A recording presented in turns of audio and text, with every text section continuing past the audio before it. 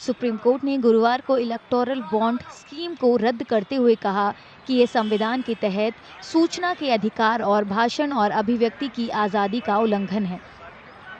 इस ऐतिहासिक फैसले का बड़ा असर देखने को मिलेगा। सुप्रीम कोर्ट ने भारतीय स्टेट बैंक को 6 साल पुरानी स्कीम में योगदान देने वालों के नामों का चुनाव आयोग को खुलासा करने का आदेश भी दिया।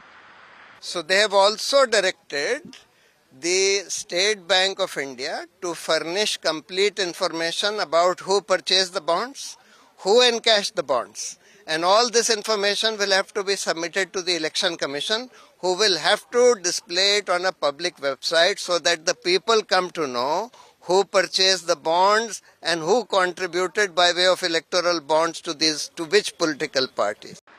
सुप्रीम कोर्ट ने पिछले साल 2 नवंबर को इस मामले में अपना फैसला सुरक्षित रख लिया था।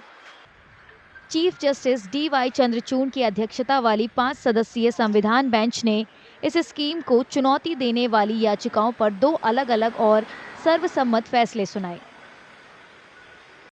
फैसला सुनाते हुए चीफ जस्टिस ने कहा कि ये योजना संविधान के अनुच्छेद 19(1)(a) के तहत बोलने और अभिव्यक्ति की आज़ादी का उल्लंघन है।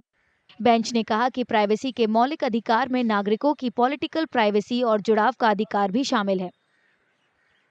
सरकार के लिए बहुत बड़ा सेटबैक है, क्योंकि 2019 से लेके 2024 तक आज तक जो भी ट्रांजैक्शन हुए हैं वो सारे डिस्क्लोज करने के लिए डायरेक्शन दिया है सुप्रीम कोर्ट ने। एसबीआई में भी वो डायरेक्शन दिया है कि वो इलेक्शन कमीशन को सबमिट करे पूरी रिपोर्ट, और वो इलेक्शन कमीशन को भी डायरेक्शन दिया है कि विद इन अ वीक वो सारे नेम डिस्क्लोज करे। तो ये एक बहुत बड़ा सेटबैक है। जिस तरीके से ऑफ द रिकॉर्ड चंदा लिया जा रहा था, वो कहीं ना कहीं अब आज उसकी अकाउंटेबिलिटी फिक्स होगी कि जिससे चंदा लिया गया है क्या उनके फेवर में पॉलिसियां भी बनाई गई हैं।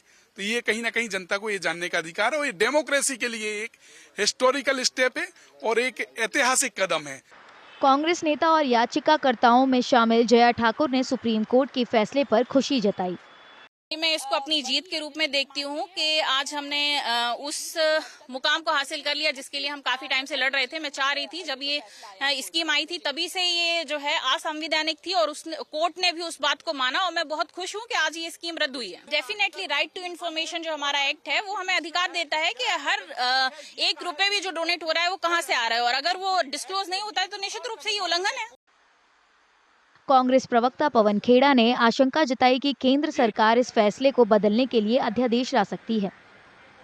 There was always a suspicion of a quid pro quo between those who are funding a political party and getting something out of that political party, in particular when that political party is the ruling party, in this case the BJP. And we are not surprised that 95% of all electoral bonds have been taken away by the BJP.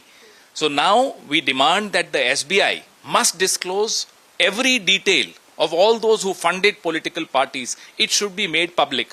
And our fear is that the government may come up with another ordinance now.